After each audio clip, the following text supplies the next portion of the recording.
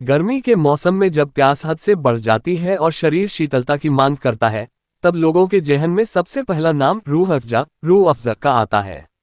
योग गुरु बाबा रामदेव की शरबत जिहाद वाला वीडियो सोशल मीडिया पर वायरल होने के बाद लोग सोशल मीडिया पर ही रूह अफ़ज़ा का नाम रखने वाले को लेकर भी सवाल पूछ रहे हैं।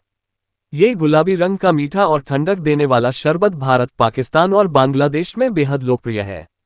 लेकिन बहुत कम लोग जानते हैं कि इस शरबत का नाम किसने रखा और इसके पीछे का इतिहास क्या है। हमदर्द इंडिया की आधिकारिक वेबसाइट के अनुसार गर्मी में शरबतों के बादशाह रूह अफ़ज़ा का नाम हकीम हाफिज अब्दुल मजीद के बेटे हकीम अब्दुल हमीद ने रखा था। हकीम अब्दुल मजीद ने 1906 में दिल्ली के लाल क्वा इलाके में हमदर्द दवाखाना की स्थापना की थी। उस समय गर्मी और लू से लोगों को राहत देने के लिए उन्होंने एक खास यूनानी फॉर्मूले पर आधारित एक शरबत तैयार किया, जिसे बाद में रूह अफ़ज़ा नाम दिया गया। रूह अफ़ज़ा का अर्थ रूह को ताजगी देने वाला होता है। फारसी में रूह का अर्थ आत्मा होता है और अफ़ज़ा का अर्थ बढ़ाने वाला या ताजगी देने वाला है। इस नाम का सुझाव एक मशहूर फारसी और उर्दू के कवि नज़ीर अहमद ने दिया था, जो हकीम साहब के करीबी मित्रों में से एक थे। नज़ीर अहमद को फारसी भाषा की अच्छी समझ थी और उन्होंने ये नाम इसलिए सुझाया ताकि यह न केवल उत्पाद की प्रकृति को दर्शाए, बल्कि एक गहराई और शायराना अंदाज भी प्रदान करे।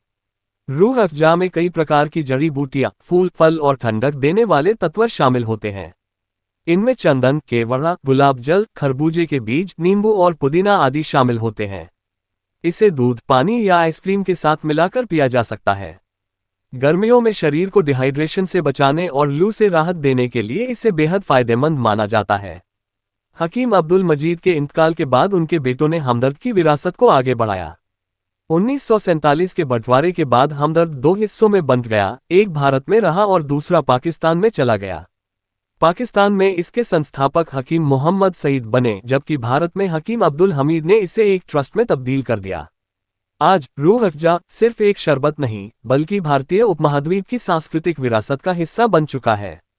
रमजान, गर्मी की छुट्टियां, मेहमानों की मेजबानी, हर अवसर पर इसका इस्तेमाल एक परंपरा बन चुका है। रूह अफ़ज़ा को भारत की एफएमसीजी और हेल्थ केयर सेक्टर की प्रमुख कंपनी हमदर्द लैबोरेटरीज इंडिया बनाती है।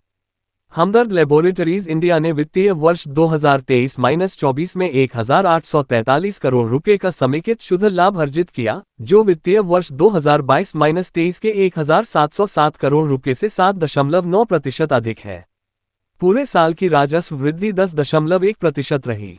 कंपनी कॉस्मेटिक्स और वेलनेस सेंटर जैसे नए सेगमेंट की खोज करते हुए अपने पोर्टफोलियो में सक्रिय रूप से विविधता ला रही है।